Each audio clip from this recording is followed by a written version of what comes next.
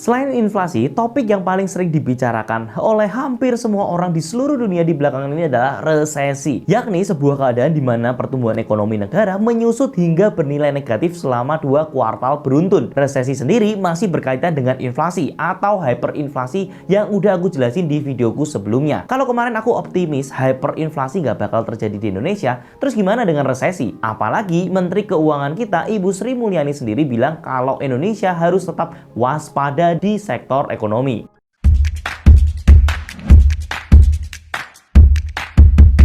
Di video ini, aku akan bahas bagaimana pandanganku tentang resesi di Indonesia dan menjawab pertanyaan yang paling sering kalian tanyain, bagaimana investasi properti di tahun 2023. Nah, kita akan lihat bagaimana resesi dan inflasi di tahun 2022. Teman-teman, satu hal yang harus kita pahami betul adalah hubungan antara resesi dengan inflasi. Salah satu indikator terjadinya resesi di suatu negara adalah inflasi yang berlebihan atau bisa sering disebut sebagai hyperinflasi. Tapi apakah Indonesia mengalami inflasi yang berlebihan? Data menunjukkan bahwa tingkat inflasi di Indonesia bulan September kemarin ada di angka 5,95%. Memang naiknya cukup signifikan ya, 1,17% dibanding bulan sebelumnya. Tapi kalau kita cermatin lagi, angka ini sebenarnya masih wajar karena di era presiden-presiden sebelumnya inflasi rate pun itu sering menyentuh sampai di angka 6-7%. Inflasi Indonesia sendiri masih jauh lebih baik dibandingkan dengan negara-negara maju kayak Belanda yang sudah sampai 14,4%, Inggris yang sudah sampai 9,9%, Amerika yang sudah sampai 8,2%, atau bahkan negara kita tetangga-tetangga seperti Thailand yang sudah sampai 6,41% dan Singapura yang 7,5%. Wakil Menteri Keuangan kita juga bilang bahwa inflasi di Indonesia masih terkendali walaupun mengalami kenaikan. Selain itu, banyak ekonomi yang percaya Indonesia itu masih jauh dari kata resesi. Pertumbuhan ekonomi di Indonesia pun masih sangat baik, berada di angka 5,44% pada kuartal 2 kemarin. Sampai-sampai Pak Presiden Jokowi itu bilang kalau pertumbuhan ekonomi Indonesia termasuk salah satu yang terbaik di dunia.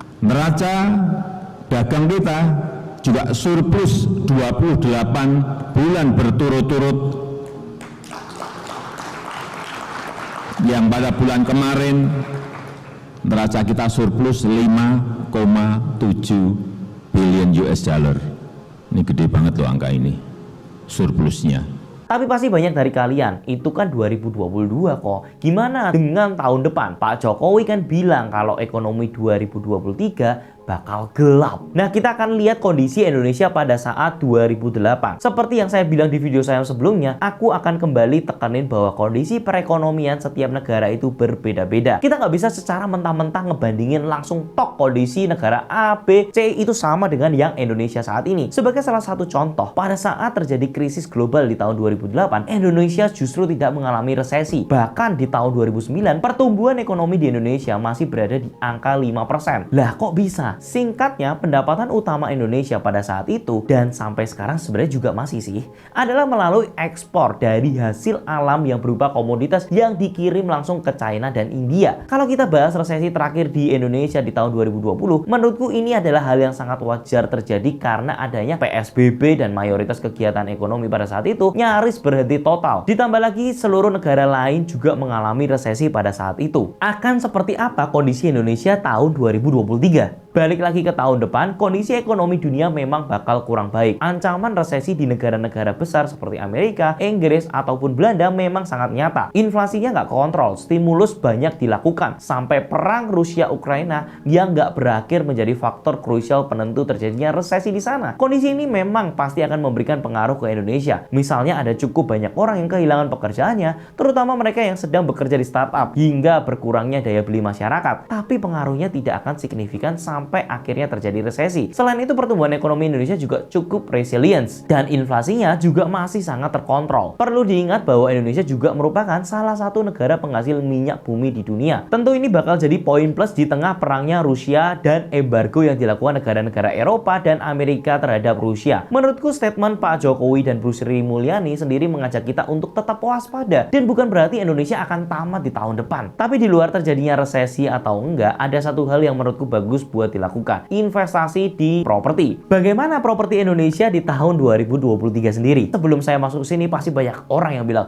dia mah bilang properti bagus karena dia bisnis properti. Penjual properti mah pasti nggak bahkan pernah ngebantah. Sama seperti video-video yang sebelumnya, semua orang banyak yang bilang kayak gitu. Saya ingetin sekali lagi, kalau kita lihat dari data di tahun 2008 ketika terjadinya housing bubble di Amerika, properti Indonesia justru baik-baik aja. Bahkan yang terbaru, housing bubble di China tahun lalu pun tidak memberi dampak signifikan terhadap properti seperti yang orang-orang takutkan. Kalau aku analogikan, housing bubble itu mirip kayak balon yang lagi ditiup. Awalnya balon yang tadinya kecil bakal terus membesar ketika kita tiup sebelum akhirnya meletus. Housing bubble itu terjadi karena peningkatan harga yang terus menerus sebelum akhirnya meletus dan harganya itu turun drastis. Sebenarnya kalau di China, harga properti itu dari dulu banget, dari tahun 2000 sampai 2022 itu naiknya tuh sangat-sangat signifikan karena memang semua orang-orang di China sana punya kepercayaan kalau misalkan orang China itu beli properti itu adalah suatu yang prestige, dan Indonesia bisa dibilang aman dari housing bubble. Karena apa? Karena kenaikan dari harga properti di Indonesia itu tidak terlalu signifikan seperti yang China sudah lakukan. Dan yang lebih amannya lagi, ketika orang-orang Indonesia ambil KPR itu sangat-sangat susah, sehingga susah sekali untuk Indonesia itu mengalami yang namanya housing bubble. Beda dengan Amerika. Kalau Amerika kemarin bisa housing bubble karena apa? Setiap orang diberikan kredit untuk membeli sebuah rumah. Sedangkan Indonesia kita tahu sendiri bahwa orang yang tidak bisa memenuhi atau tidak bisa mendapatkan KPR itu masih sangat banyak. Nah, sebenarnya apalagi yang kalian takutkan? Nah, kalau misalkan kalian bicara tentang bunga KPR yang terancam naik karena ancaman resesi, sebenarnya sekarang masih banyak bank yang memberikan harga fixed rate untuk bunga KPR-nya. Artinya, terlepas dari berapapun suku bunga Indonesia, persentase bunga yang kalian bayarkan itu bakal tetap sama. Nah, selain itu, sama yang seperti kata Raymond Chin di podcast bersama Om Deddy Corbuzier pada waktu itu. Ya, temen gue yang ngelakuin kayak gini nih. Gue shoutout nih, Antoni Sudarsono nih. Dia pinjam cicilan dari bank ya. Cicilan rumah nih misalnya. 10 juta per bulan gitu. Tapi daripada nganggur doang nunggu rumahnya naik, rumahnya direnov jadi kos-kosan. Diputer lah ya. Nah, kos-kosannya itu menghasilkan dia misalnya 15 juta per bulan. Ya. Secara nggak langsung tuh rumahnya di gratis. Iya, gitu. dibayarin oleh kos-kosan. Dibayarin sama kos-kosan. Si debt tersebut. Bener KPR-nya. Ya.